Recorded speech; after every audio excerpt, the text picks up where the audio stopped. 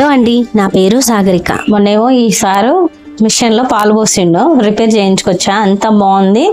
ఒక 2-3 కుట్టాను. కుట్టిన తర్వాత ఇప్పుడేమో ఇదిగోండి, ఇది పాడైపోయింది. ఇప్పుడు ఆ డ్రెస్ ఎందుకు బయటికి వెళ్దామంటే ఈ డ్రెస్ తెస్తున్నావా? మళ్ళీ ఇన్ని తెలుసు, మళ్ళీ మిషన్లో పాలు పోయటం మాత్రం తెలియదు కదా, పోయకూడదు అని తెలియదు. ఇప్పుడు ఈ డ్రెస్ వేసుకోవాలి, బయటికి వెళ్దాం అంతేనా? ఇది ఎవరు? సందేశేనా?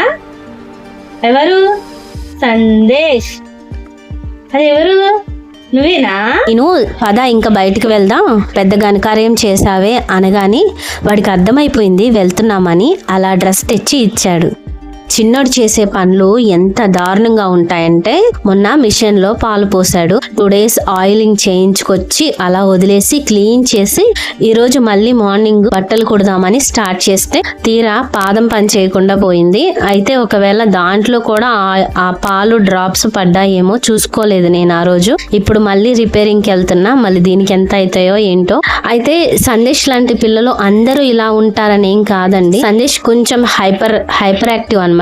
అంటే ఆటిజం ప్లస్ ADHD సందేశ్. ఎప్పుడైనా ఏదైనా సందేశ్ చేశాడు అని చెప్పినప్పుడు అందరూ నన్ను అడిగే క్వశ్చన్, అప్పుడు నువ్వేం చేస్తున్నావు అని. నేను వస్తువులు పాడు చేసుకోవాలని అనుకుంటానా అండి? చెప్పండి. కష్టపడి పని చేసుకునే నేను నా వస్తువు పాడవ్వాలని నా కొడుకును వదిలేస్తాను? ఎవరు కావాలని పిల్లల్ని వదిలేసుకోరండి. పిన్ని కోసమే ఇంత టైం వెయిట్ చేశాను. మేము బయలుదేరి కరెక్ట్గా బయటికి వెళ్ళేటప్పుడే వాడు వచ్చాడు. ఎందుకంటే దగ్గర నడవడం అంటే సందేశ్ని ఒక్కదాన్నే పట్టుకోవడం కొంచెం కష్టంగా ఉంటుంది. చేతులు ఏమన్నా వస్తువులు ఉన్నప్పుడు ఇంకా కష్టంగా ఉంటుంది. మా చిన్నోడు వీడియోలో వాడే చూసుకొని ఆశ్చర్యపోయాడనమాట. మేముండే ప్లేస్లో చాలా ఎలక్ట్రిక్ షాపులు అయితే ఉన్నాయి, కానీ ఈ షాపు చాలా స్పెషల్. ఎందుకంటే ఈ షాప్ చుట్టూ గేట్ ఉంటుంది, బయటికి వెళ్ళే అవకాశం ఉండదు. ఎక్కువ సమయం ఈ షాప్లో నిలబడే అవకాశం కూడా ఉంటుంది. ఇలాంటి పిల్లలతో వెళ్ళినప్పుడు మనం ఉండే ప్లేస్ చాలా కంఫర్ట్గా ఉండడం చాలా ఇంపార్టెంట్. ఇప్పటి వరకు వీడియో చూసిన వాళ్ళు లైక్, కామెంట్ చేయడం మర్చిపోకండి. మీకు తెలిసిన ఆటిజం కిడ్ పేరెంట్కి మా వీడియోనైతే పంపించండి. మేమేదో మీకు ఏవో నేర్పిస్తామని కాదు, ఈ జర్నీలో ఎంతమంది ఆటిజం పేరెంట్స్ ఉన్నారు అనేది తెలుసుకోవడం చాలా ఇంపార్టెంట్. సందేశ్కి బోర్ కొట్టకుండా ఉండడానికి నేను ఏదో ఒకటి మాట్లాడుతూనే ఉంటాను. వాడు నాకు రిప్లై ఇస్తాడని కాదు, కానీ వాడి మైండ్ నా కంట్రోల్లో ఉండాలంటే నేను ఎక్కడ ఉన్నా వాడితో మాట్లాడుతూ ఉంటాను. ఇలా బయటికి వెళ్ళినప్పుడు హైపర్ యాక్టివ్ పిల్లలు ఎక్కువ స్వీట్కి అట్రాక్ట్ అవుతారు. దగ్గరలో ఎక్కడైనా స్వీట్ ఉంది అని వాళ్ళకి తెలిసిందంటే అది ఎలాగైనా తినాలని ప్రయత్నిస్తూ ఉంటారు. చిన్నోడి పరిస్థితి చూసారా? చుట్టూ గోడలు, అలాగే పెద్ద గేటు. ఆ గేటుకి మా అమ్మ గొళ్ళెం పెట్టేసింది. ఇంకేం చేస్తాం, కదలకుండా కూర్చోవడం తప్ప ఏం చేయలేం అన్నట్టు మౌనంగా ఉండిపోయాడు. ఒక అరగంట ఓపిక పట్టాడు. ఇంకా ఏడుపు మొదలు పెట్టాడు. నేను వాణ్ణి ఇలా ఎత్తుకొని తిప్పుతూ ఉంటాను. అందరూ కొంచెం విచిత్రంగా చూసినా నాకు తప్పదు. ఎంతసేపు అని ఎదురుగా ఎత్తుకుంటాం. ఇలా ఎత్తుకుంటే నాకు కంఫర్ట్గా అనిపిస్తుంది. ఏదైనా ఒక ఏజ్ వచ్చే వరకే మనం ఈ పిల్లలనైనా ఏ పిల్లలనైనా మనకు నచ్చినట్టు ఎత్తుకోగలం. కొంత ఏజ్ దాటిన తర్వాత మనం ఎత్తుకోవాలన్నా అస్సలు బాగోదు కదా. నేను వచ్చిన టైంకి ఆయన చాలా బిజీగా ఉన్నారు.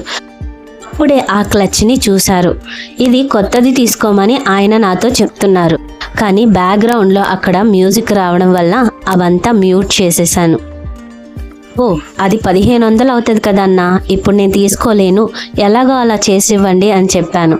దానికి ఆయన 1500 ఎందుకమ్మా, ఇది కేవలం 300-400 కంటే ఎక్కువ రేటు ఉండదని చెప్పారు.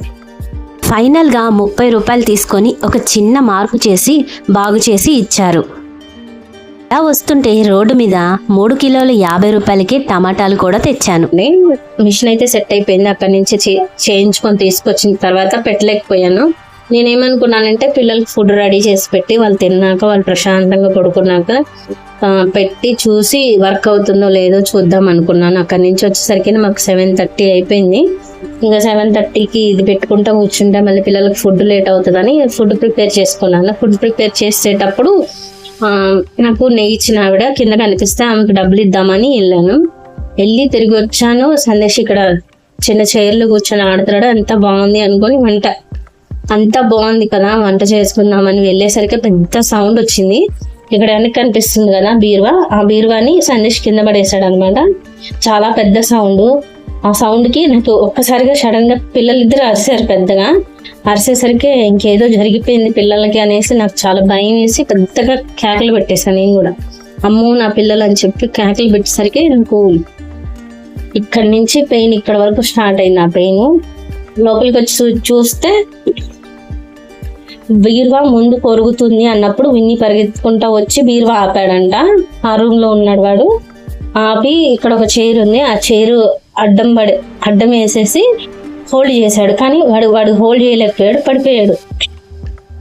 పడవతల సైడ్ పడిపోయాడు. సందేశ్ బీరువా కింద ఉండిపోయాడు. బీరువా 2 డోర్స్ ఇట్లా ఓపెన్ చేసుకొని ఉండడం వల్ల ఆ ఓపెన్ చేసిన డోర్ల మధ్యలో సందేశ్ ఉన్నాడు. వాడికి అసలు ఏం తగలేదు దెబ్బ, కానీ భయపడిపోయాడు. ఇది 3rd టైం సందేశ్ ఇప్పుడు 3 సార్లు పడేశాడు దాన్ని.